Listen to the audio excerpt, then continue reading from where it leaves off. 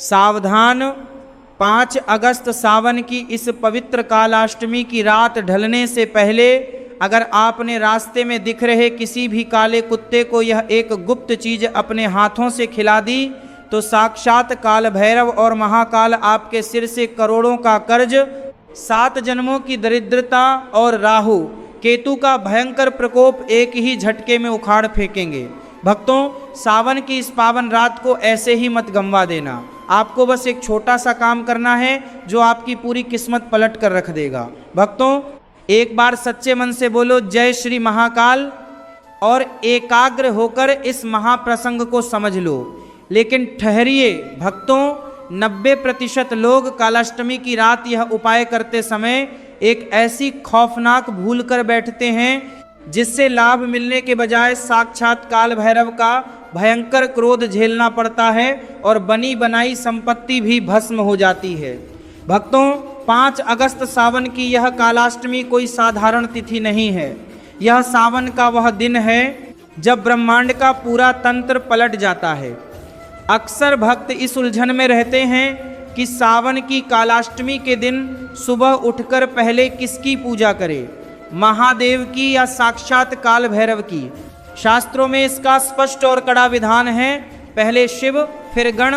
काल भैरव भगवान शिव के ही रुद्र अवतार और उनके प्रधान सेनापति हैं। बिना महादेव की आज्ञा और पूजा के काल भैरव कभी किसी भक्त की सेवा स्वीकार नहीं करते। इसलिए इस पावन दिन की शुरुआत सुबह ब्रह्म मुहूर्त में महादेव के जलाभिषेक से होगी और इसका समापन शाम के समय काल भैरव के गुप्त उपाय से होगा। भक्तों, आज के इस पावन प्रसंग में आपको केवल एक नहीं बल्कि सावन कालाष्टमी के पूरे 5 सिद्ध महा उपायों की गुप्त विधि जानने को मिलेगी। पहला उपाय, ब्रह्म मुहूर्त का वह सिद्ध जल अर्पण विधान जो महादेव को प्रसन्न करके दिन भर के लिए आपका रक्षा कवच तैयार करता है। दूसरा उपाय, दोपहर का वह एक गुप्त मंत्र जो सालों पुरानी बीमारी और कोर्ट कचहरी के डर को भस्म कर देता है। तीसरा उपाय, सावन की शाम का वह अलौकिक टोटका जो राहु केतु के प्रकोप को शांत करके करोड़ों का कर्ज और कंगाली उखाड़ फेंकता है। चौथा उपाय, घर लौटते समय चौखट पर जलाया जाने वाला वह विशेष दीपक जो घर की नकारात्मक ऊर्जा को भस्म करता है। पांचवा उपाय, रात को सोने से पहले तिजोरी का वह अचूक टोटका जिससे महालक्ष्मी आपके घर में स्थायी रूप से बंध जाती हैं। आप सालों से सोमवार के व्रत रख रहे होंगे, शिवलिंग पर लोटा भरकर जल भी चढ़ा रहे होंगे, फिर भी आपके सिर से कर्ज का बोझ क्यों नहीं उतरता? आपके घर में पैसा आता है लेकिन रुकता क्यों नहीं? इसका सीधा सच यह है कि महादेव जितने दयालु हैं उनके रुद्र अवतार काल भैरव उतने ही कड़े न्यायाधीश हैं। जब तक आपके संचित पापों का दंड नहीं कटता तब तक महादेव की अनुकंपा आपकी तिजोरी तक पहुंच ही नहीं पाती और उस दंड को काटने की केवल एक ही गुप्त चाबी है जो कालाष्टमी की रात के लिए बताई गई है। आखिर वह कौन सी एक अलौकिक चीज है जो आपके घर में ही मौजूद है लेकिन उसे इस दिन विशेष तरीके से सिद्ध किया जाता है? किस उंगली से उस पर तेल लगाना है और कौन सा एक सिद्ध मंत्र बोलना है और वह कौन सी एक भयंकर गलती है जिसे करते ही पूरा पुण्य भस्म हो जाता है। आइए भक्तों, आगे बढ़ते हैं आज की इस महाकथा में और जानते हैं सुबह ब्रह्म मुहूर्त की शिव पूजा के कड़े नियम और कालाष्टमी की वे 3 भयंकर भूलें। भक्तों, 5 अगस्त सावन की कालाष्टमी के सूर्योदय से पहले यानी ब्रह्म मुहूर्त में जब पूरा संसार सो रहा होता है तब ब्रह्मांड में शिव तत्व की ऊर्जा सबसे उच्चतम शिखर पर होती है।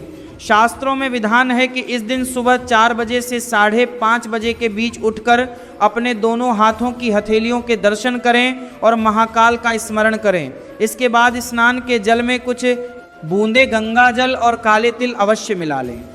काले तिल राहु और शनि के दोषों को समाप्त करते हैं और गंगा जल शरीर के समस्त पापों का प्रक्षालन कर देता है। स्नान के बाद बिना कुछ खाए पिए शुद्ध और साफ वस्त्र धारण करके निकटतम शिव मंदिर पहुँचे।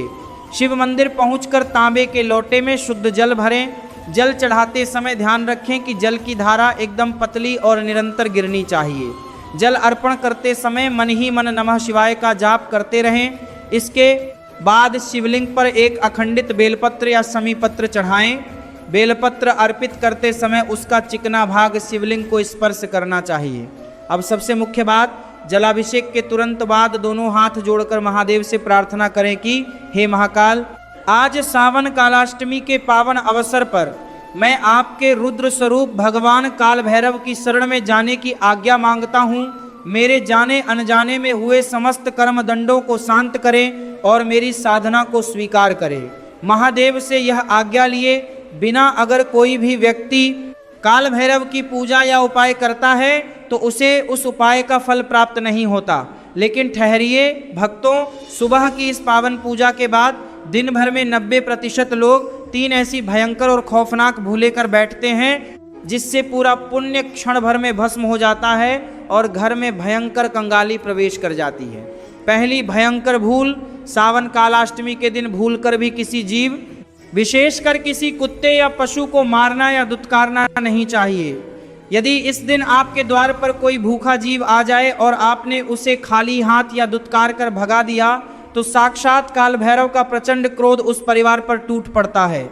दूसरी भयंकर भूल, इस दिन घर में तामसिक भोजन, प्याज, लहसुन या किसी भी प्रकार के नशीले पदार्थों का सेवन और क्रोध करना सर्वथा वर्जित है। जिस घर में कालाष्टमी के दिन कलह या गाली गलौज होती है वहाँ दरिद्रता अपना स्थायी डेरा जमा लेती है।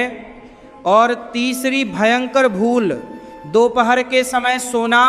शास्त्रों के अनुसार कालाष्टमी के दिन सूर्योदय के बाद दोपहर में सोने से व्यक्ति का भाग्य सो जाता है और उसके राहु केतु भयंकर रूप से कुपित हो जाते हैं। अगर आप इन 3 भूलों से बच गए तो समझ लीजिए कि आपकी आधी साधना वहीं सफल हो गई। आइए भक्तों, आगे बढ़ते हैं आज की इस महाकथा में और जानते हैं दोपहर के समय बोला जाने वाला वह एक गुप्त आरोग्य मंत्र जो भयानक बीमारियों को खत्म करता है और सावन की शाम को काले कुत्ते के लिए बनाई जाने वाली उस अलौकिक गुप्त चीज का पूरा रहस्य।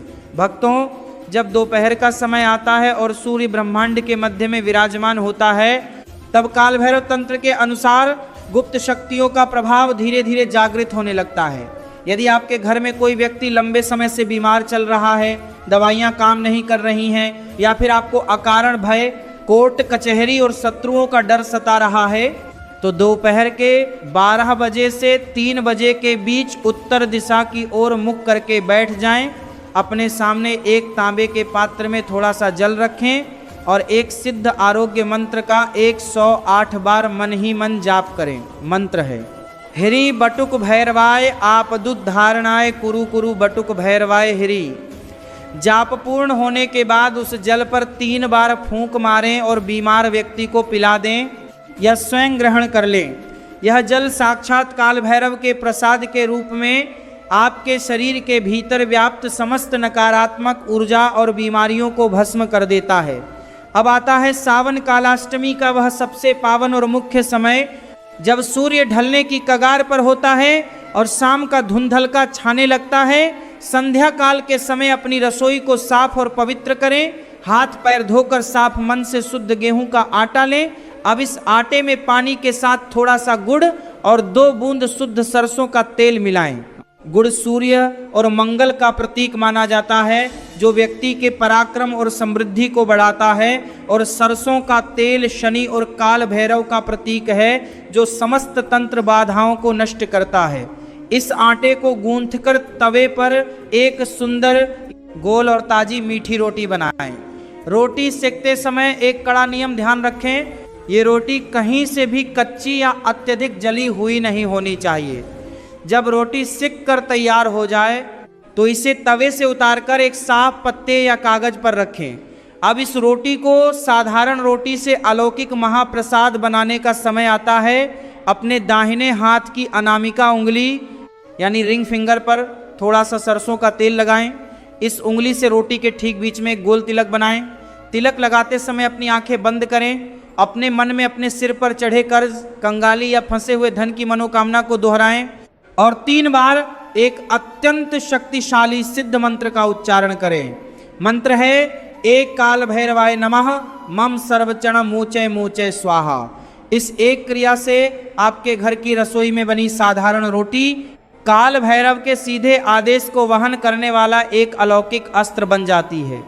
आइए भक्तों, आगे बढ़ते हैं आज की इस महाकथा में और जानते हैं शाम के समय इस सिद्ध रोटी को रास्ते के काले कुत्ते को अर्पित करने के वे कड़े नियम, सही दिशा और खिलाने के ठीक बाद बिना पीछे देखे घर लौटने का गुप्त विधान। भक्तों, जैसे ही शाम का धुंधलका छाने लगे और सूर्य देव अस्त होने की ओर बढ़ें, यानी शाम 6 बजे से रात 8 बजे के बीच का समय, यही वह महामुहूर्त है जब भगवान काल भैरव की शक्तियां धराधाम पर सबसे अधिक जागृत होती हैं। शास्त्रों में लिखा है कि इस पावन समय पर सड़क पर घूमता हुआ कोई भी काला कुत्ता साधारण जीव नहीं रहता, बल्कि उसके भीतर साक्षात काल भैरव का तेज स्पंदित होने लगता है। अब अपने हाथों में सिद्ध की हुई उस मीठी रोटी को बड़े आदर और भक्ति भाव से लेकर घर से बाहर निकलें।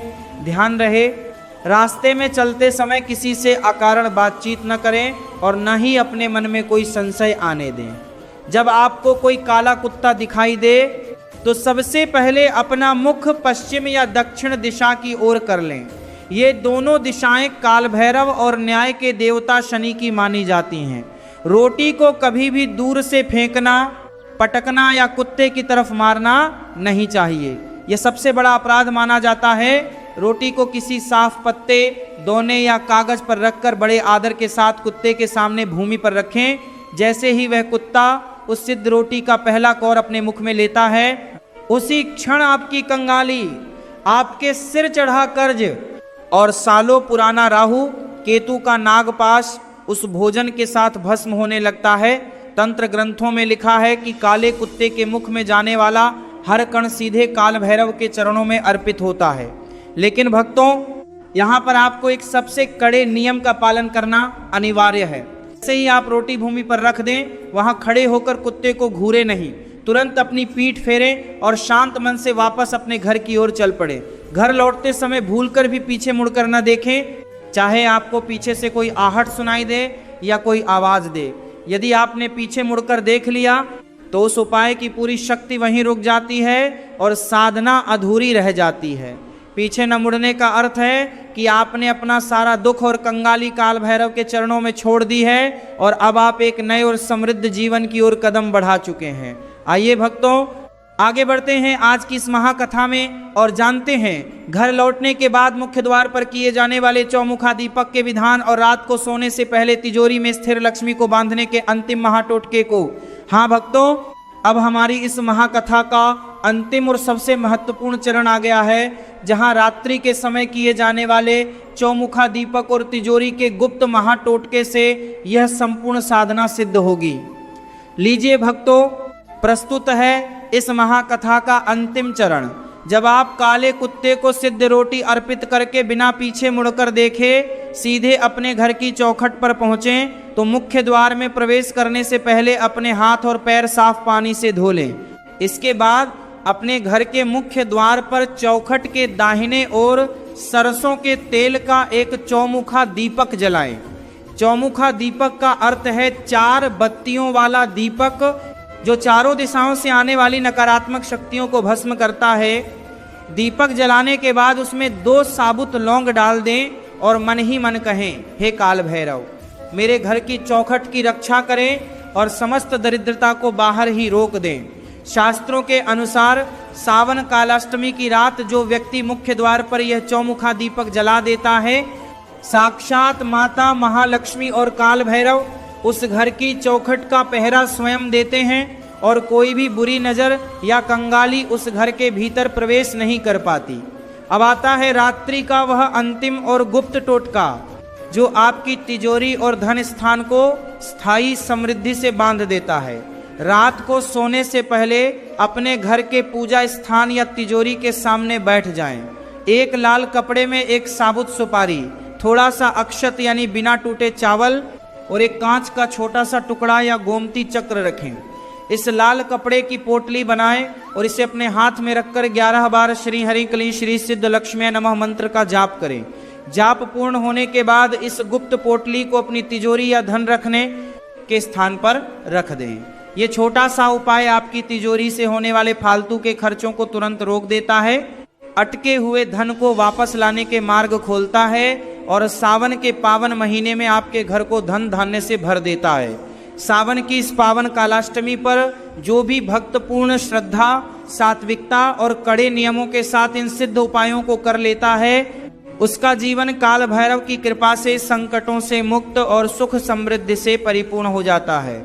इति सावन कालाष्टमी महा उपाय संपूर्णम।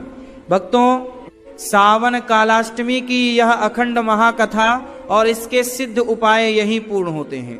कमेंट में पूरे भक्ति भाव से लिखिए जय श्री महाकाल या जय काल भैरव।